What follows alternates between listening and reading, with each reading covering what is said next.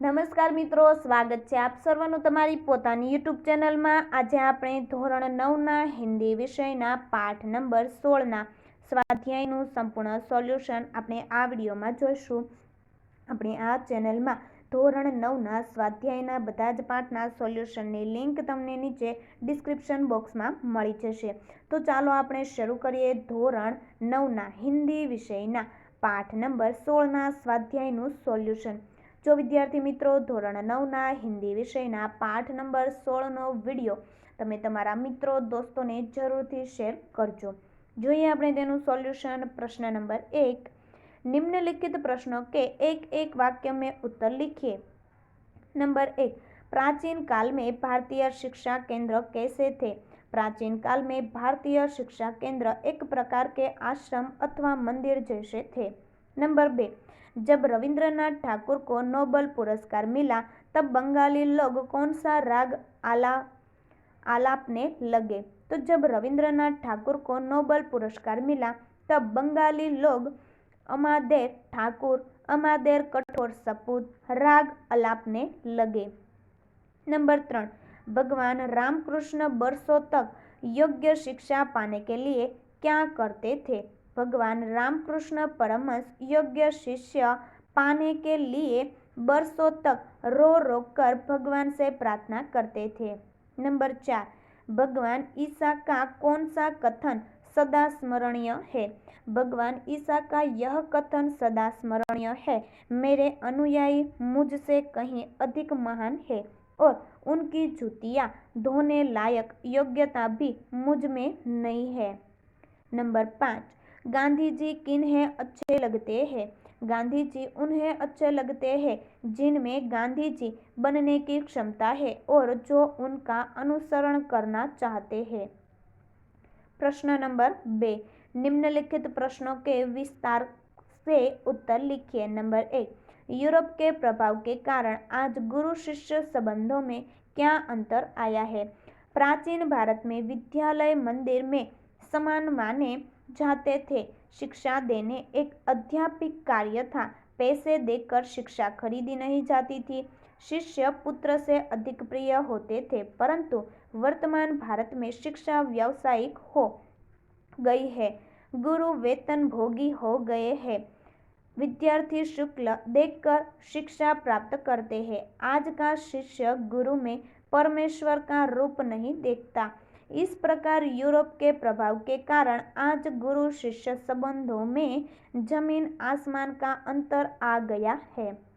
Number 2, पुजारी की शक्ति मूर्ति में कैसे विकसित होने लगी? तो पत्थर की मूर्ति तो जड़ होती है, उसमें चेतना डालने का काम पुजारी करता है। मूर्ति की पूजा करने का अर्थ ही उसे चेतनवंत बनाना है। पूजा करते समय पुजारी की भावना में जितनी उत्कृष्टता होगी मूर्ति उतनी ही प्रभावशाली होगी। पुजारी की भाव पूजा की शक्ति से ही धीरे धीरे मूर्ति में शक्ति विकसित होने लगती है। नंबर 3, विवेकानंद और रविंद्रनाथ ठाकुर को इस देश में अधिक महत्व कब मिला?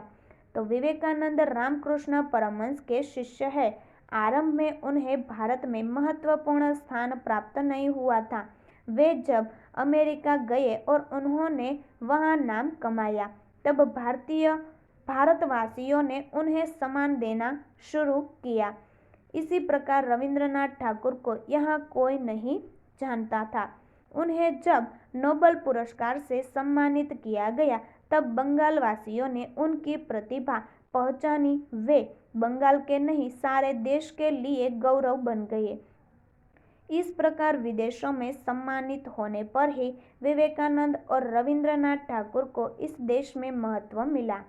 प्रश्न नंबर 3, आशय स्पष्ट कीजिए। नंबर 1, सम्मान पाने वालों से सम्मान देने वाले।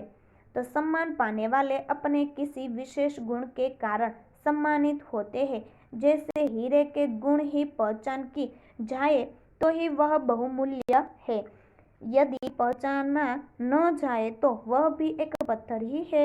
उसी तरह सम्मान पाने वालों की विशेषता तो परख लिया जाए, पहचान लिया जाए तो ही वे सम्मानीय है, नहीं तो वे साधारण मनुष्य ही समझे जाएंगे।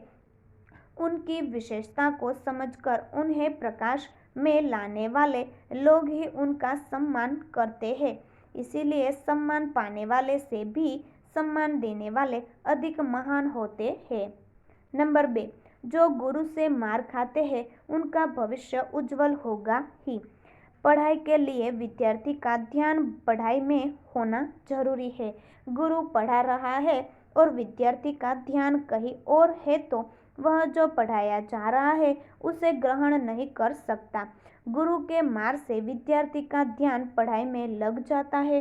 इस तरह जब वह एकाग्र होकर पढ़ता है तो उसे सचमुच ज्ञान प्राप्ति होती है, उसकी बुद्धि का विकास होता है और उसमें योग्यता आती है। ऐसा होने पर ही उसका भविष्य उज्जवल होने में संदेह नहीं रहता। प्रश्न नंबर 4, सूचना के अनुसार काल परिवर्तन कीजिए। नंबर 1, इसमें और मुझ में फर्क ही कुछ नहीं है। भविष्यकाल, तो इसमें और मुझ में फर्क ही कुछ नहीं होगा। नंबर 2, हम अपने शिष्यों से कम प्रमुख रहे। पूर्ण भूतकाल, तो हम अपने शिष्यों से कम प्रमुख रहे थे। नंबर 3, उपनिषदों में आचार्यों ने कहा है। सामान्य भूतकाल, उपनिषदों में आचार्यों ने कहा। प्रश्न नंबर 5, मुहावरों का अर्थ देकर वाक्य प्रयोग कीजिए। नंबर 1, ताकते रहना, आश्चर्य से देखते रहना। वाक्य बन से, मेरे हाथ में ट्रॉफी देखकर पिताजी मुझे ताकते रह गए। नंबर 2, पसीने की कमाई कठिन परिश्रम का फल। वाक्य बन से, इंजीनियरिंग की यह डिग्री मेरे पसीने की कमाई है। नंबर 3, रंग जाना, गहरा प्रभाव पड़ना। वाक्य बन से, विदेश में रहकर वे वहीं के रंग में रंग गए। प्रश्न नंबर 6, विरुद्धार्थी शब्द लिखिए। नंबर 1, रोगी निरोगी। नंबर 2, असहाय सहाय। नंबर 3, वृद्ध युवा।